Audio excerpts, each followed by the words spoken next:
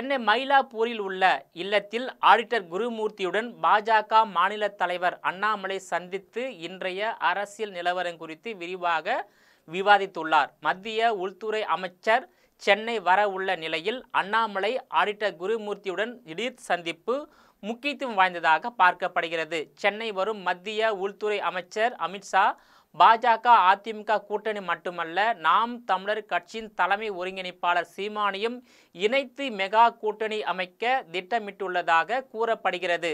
பாஜக அதிமுக கூட்டணி அமைந்தால் பாஜக மாநில தலைவராக உள்ள அண்ணாமலைக்கு பதிலாக பாஜக சட்டமன்ற உறுப்பினராக உள்ள நயினார் நாகேந்திரன் பாஜக மாநில தலைவராக நியமனம் செய்வது தொடர்பாக மாநில பாஜக நிர்வாகிகளிடையே ஆலோசனை நடத்த உள்ளதாக தெரிய வருகிறது. 2026 நடைபெறும் சட்டமன்ற தேர்தலில் திமுகவை வீழ்த்துவதே நமது கூட்டணியின் அடிப்படை நோக்கமாக இருக்க வேண்டும். என்ன விலை கொடுத்தாவது திமுக ஆட்சியை 2026 சட்டமன்ற தேர்தலில் அகற்றுவதுதான் நமது குறிக்கோள் என்று அமித்ஷா திட்டவட்டமாக எடப்பாடியிடம் தெரிவித்து விட்டதாக கூறப்படுகிறது. நாம் தமிழர் கட்சியின் தலைமை ஒருங்கிணைப்பாளர் சீமானை சந்தித்து பேச உள்ளதாக தகவல் வெளியாகி உள்ளன. தமிழக அரசியலில் திமுக தலைமையிலான கூட்டணி, பாஜக தலைமையிலான கூட்டணி, தமிழக அரசியலில் திமுக தலைமையிலான கூட்டணி, பாஜக தலைமையிலான கூட்டணி, தமிழக வெற்றி கழகம் தலைமையிலான கூட்டணி என மும்முனை போட்டி நிலவும் சூழ்நிலை உருவாகி உள்ளது.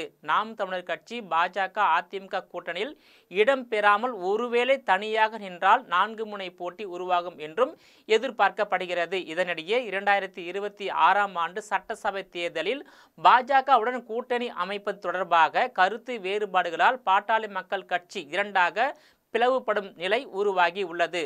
பாமகவின் தலைவர் பதவியில் இருந்து அன்புமணி ராமதாஸ் அதிரடியாக நீக்கப்பட்டுள்ளார். பாமகவின் தலைவராக இனி தாமே செயல்படுவேன் என அக்கட்சியின் நிறுவனர் டாக்டர் ராமதாஸ் அறிவித்துள்ளார். பாட்டாளி மக்கள் கட்சி தற்போது வரை பாஜக தலைமையிலான தேசிய ஜனநாயக கூட்டணியில் தான் நீடித்து வருகிறது. 2026 ஆண்டு நடைபெறும் சட்டமன்ற தேர்தலிலும் பாஜக தலைமையிலான கூட்டணியிலேயே பாமக நீடிக்க வேண்டும் என்பது அக்கட்சியின் தலைவராக இருந்த டாக்டர் அன்புமணி ராமதாஸின் விருப்பமாக இருந்தது.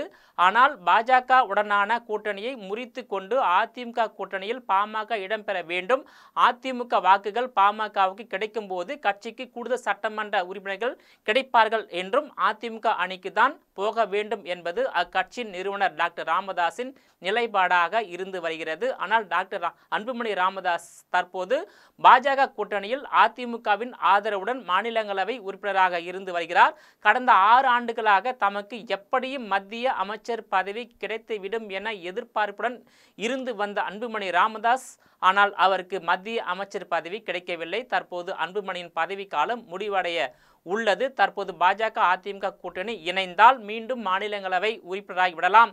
இதன் மூலம் தற்போதைய பிரதமர் நரேந்திர மோடி தலைமையிலான கூட்டணி அரசில் எப்படியாவது மத்திய அமைச்சராகிவிட முடியும் என்பதும் அன்புமணி ராமதாஸின் குறிக்கோளாக உள்ளது. ஆனால் பாஜகவுடனான கூட்டணியால் பாமகவின் வாக்கு வங்கி மிக மோசமான நிலைக்கு போய்கொண்டிருக்கிறது. பாமகவை காப்பாற்றுவதற்கு திமுக அல்லது அதிமுகவுடன் கூட்டணி அமைப்பதுதான் சரியான முடிவாக இருக்கும் என பிடிவாதமாக மருத்துவர் ராமதாஸ் இருந்து வருவதாக கூறப்படுகிறது. இத்தகைய மோதல்களால் தான் கடந்த சில மாதங்களாகவே தந்தை ராமதாஸ் மகன் அன்புமணியிடையே கருத்து மற்றும் கூட்டணி மோதல் இருந்து வந்தது. பாமகவின் சிறப்பு பொதுக்குழுவில் இருவருக்கும் இடையேயான கருத்து மோதல் பகிரங்கமாக வெடித்தது. இதன் பின்னர் இருவரும் சமாதானம் அடைந்து விட்டதாக கூறப்பட்டது. ஆனால் தற்போது தமிழ்நாட்டில் கூட்டணி பேச்சுவார்த்தை நடத்த மத்திய உள்துறை அமைச்சர் அமித்ஷா வருகை தர உள்ளார். அமித்ஷா வருகை தரும் நிலையில் பாமக தலைவர் பதவியில் இருந்து அன்புமணியை நீக்கியுள்ளது பாஜக கூட்டணிக்கு முட்டுக்கட்டை போட்டுள்ளார் டாக்டர் ராமதாஸ் என்கின்றனர் அரசியல் வட்டாரத்தில் உள்ளவர்கள். நேயர்களே, மீண்டும் இது போன்ற மற்றொரு நிகழ்ச்சியில் சந்திக்கிறேன். அதுவரையில் உங்களிடமிருந்து விடைபெறுவது நான் உங்கள் விஜயபாலன்.